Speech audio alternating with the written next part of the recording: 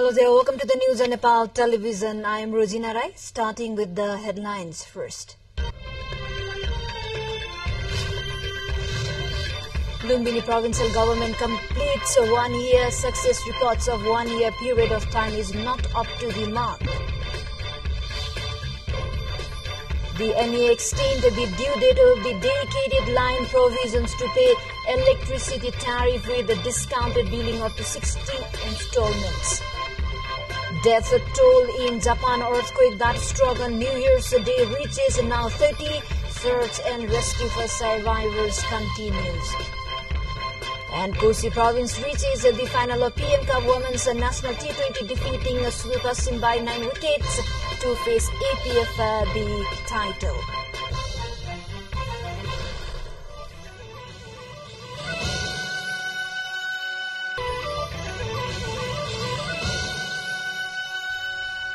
Welcome back, and now news in detail. The Lumbini provincial government has completed 1 year today. And since the formation of the provincial government, it could pass 4 bills in 35 sittings on the province assembly members, while province has elected 2 chief ministers in 1 year of a time period, completing of their first year with the second term of the newly elected provincial assembly. Province assembly has passed 1 original bill, 2 regular bills, and 1 amendment bill so far. According to the Secretariat of Provincial Assembly, 4 bills were passed till the date. During a second term of Provincial Assembly, Civil Servants Act considered significant was made and endorsed a policy program and a budget. 2 out of 4 bills registered in the first session were withdrawn, which was discussed in various 10 meetings at different times. The Secretariat of the Provincial Assembly has informed that all the 3 bills registered in the second session, which was held for 25 times, has been passed, and a bill designed to amend and unify existing state laws related to industrial businesses pending in the Province Assembly at the moment. Secretariat of Provincial Assembly informed, regardless of success during second term of Province Assembly in the business assigned by the federal government, success report of the Lumbini provincial government is still not up to the mark. The first 1 year of the second term of the provincial assembly, however, is studied as not a successful year of the Lumbini province government. In this second year, the provincial assembly has selected the members of its 6 committees, albeit the portfolio of chairperson of 6 committees still leaves vacant. The Lumbini province government was formed after the election held on 20 November 2022, and on this very day, 22 December 2022, the province assembly members took the oath of office and secrecy. The first provincial assembly was held on 23rd December 2023. With this, we are moving for another update. The Parliamentary Committee is scheduled to discuss on current condition in earthquake-affected rural areas of Jajarkot and Rukum West. In the meeting today, the reconstruction of schools damaged partially to completely in earthquake-affected areas will also be tabled, namely Jajarkot and West Rukum. And under the House of Representatives, the Education, Health and Information Technology Committee has been called off at 1 p.m. for the same. According to the Federal Parliament Secretariat, the issues related Dashrath Chand National University of Health Sciences, GETA, and Dadil Dhura Medical College will also take place during the meet today. Time for a short break. Stay with us.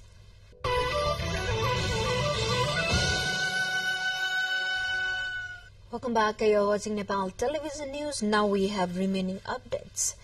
Nepal Electricity Authority (NEA) has implemented a provision allowing consumers using dedicated feeder and trunk lines to pay electricity bills in installments, up to 60 installments of increased electricity consumption. During the load shedding period, dedicated feeders and trunk lines were utilized for uninterrupted electricity supply to industrial, commercial and non-commercial customers who were regularly notified to settle their arrears. NEA Managing Director Kulman Gising informed that the NEA's board introduced a special provision to enhance the installment option for clearing dues, permitting payments over a period of 1 to 60 months. The decision was made during a board meeting chaired by Minister of Energy, Water Resources and Irrigation Shakti Bahadur Basnit. Gising also mentioned that despite continuous notices from NEA urging consumers for dedicated feeder and trunk lines to clear their dues, consumers were denying the notices and failing to clear the bills. In response to this denial, the board extended the installment facility. Following the failure of consumers to pay the bill, NEA commenced cutting off electricity lines from December 22nd. The outstanding dues from 61 consumers using dedicated and trunk lines have surged to over Nepalese rupees 22 billion until November 2023. Now to further development, an endangered animal, red panda, has been found dead. The female red panda was found dead at Jawbari of Sandakpur Rural Municipality 5 in Ilam district. Mayor of Sandakpur Rural Municipality Sabin Bhattrai said the dead red panda was sent to vet hospital and livestock services center in the presence of livestock section of the rural municipality. Sandakpur subdivision Deurali Choyatar Community Forest Consumers Committee held a post and the locals informed that open border has fomented poaching of red pandas. The red panda is found at Jawari and the vicinity area of the Jawari. Although some organizations are active in conservation of red panda, it is yet to be effective. The locals complained after they found a red panda dead over there. The number of tourists viewing the third largest peak of the world, Kanchenjunga, has declined sharply owing to growing chill of late. However, they had not witnessed snowfall this year. The hotel and lodge are closed after not getting visitors. The hoteliers of Kanchenjunga have shifted downwards, while some to Kathmandu city to avoid cold. The Kanchenjunga area had arrival of a huge number of tourists before cold, according to a Tassi Serpa, a person affiliated to the Kanchenjunga Conservation Area Management Council. Since last Osu's 2 post Nepali month, the area had recovered entry of 760 tourists from different countries. It was the highest number of tourist inflow since the COVID-19. Meanwhile, the general public has been affected due to the severe cold that has increased with the cold wind in Madhya province, including Dhanusa district, and cold wave that has been going on since morning. The children, the elderly and the disabled are the most affected due to this dipping mercury day by day. Locals say that they are forced to suffer more because the local authorities do not have fire heating and warm clothes to avoid the cold. Time for a short break again. Stay with us. Welcome back. Thank you for staying with us. Now we have international updates. At least 8 people have died in an earthquake that struck Japan on New Year's Day. Authorities on Tuesday struggled to assess the full extent of the disaster that wrecked buildings and roads and left thousands without power and freezing temperatures. The quake, with a preliminary magnitude of 7.6 struck in the middle of the afternoon on Monday, prompting residents in some coastal areas to flee to higher ground as tsunami waves about 1 meter high hit Japan's western seaboard. 1,000 army officers have been dispatched to worst hit area in the country's relatively remote Noto Peninsula, but rescue operations have been hindered by badly damaged and blockade routes, and one of the area's airport has been forced to close due to runway cracks. Many rail services and flights into the areas have also been suspended. More than 90 tremors have been detected since the quake first hit on Monday, according to the Japan Meteorological Agency. And as per the recent update, we have got death toll in Japan earthquake has reached 30 as of now, and it is expected to reach and found dead body more in the coming hours. Now to the further development, South Korea's main opposition party leader Lee Jae-myung was attacked with a knife during a visit to the southern city of Busan on Tuesday in an assault that left him bloodied but conscious. Party officials has informed Lee was touring the construction site of the Garak New Airport when he was struck on the left side of his neck while speaking to a crowd of reporters. According to a Democratic Party official, Lee was in a conscious state in hospital, according to his party's floor-leading Hong Aiko-pyo, who added that a detailed assessment of Lee's condition and treatment plan would require some time. To the more updates, before that, let's have a quick look into the highlights of the site.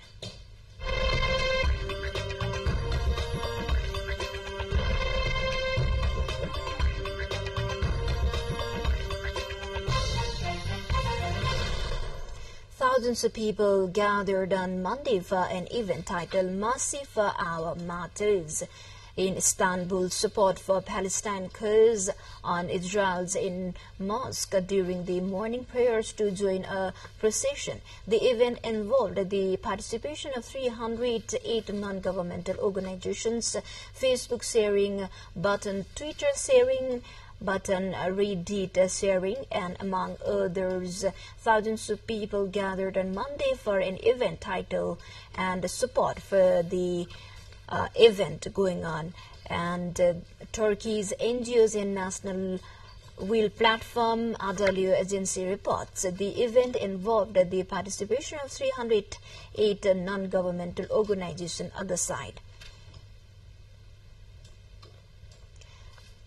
The participants assembled in Hagia Sophia Square after the prayers and chanted slogans that martyrs never die, among others. Time for sports now.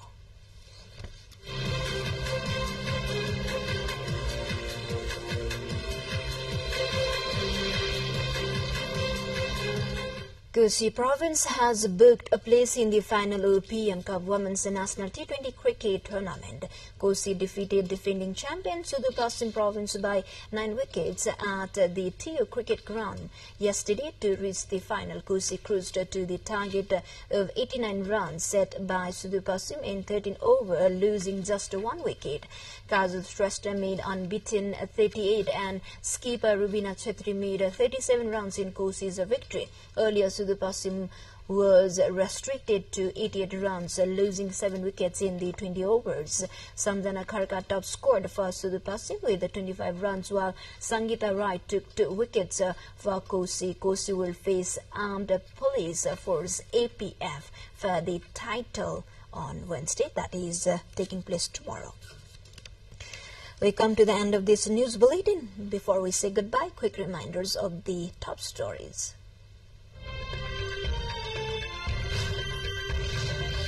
Lumbini Provincial Government completes a 1-year success report of 1-year period of time is not up to the mark. The NE extended the due date of the dedicated line consumer provisions to pay electricity tariff with a discounted billing up to 60 installments. Death toll in Japan earthquake that struck on New Year's Day reaches now 30. Search and rescue for survivors continues. And Kosi province reaches the final of PM Cup Women's National T20, defeating Subipasun by 9 wickets to face ATF the title tomorrow. Well, this is all we have for this moment. Until our next bulletin, have a good day ahead. Stay with us. Namaste.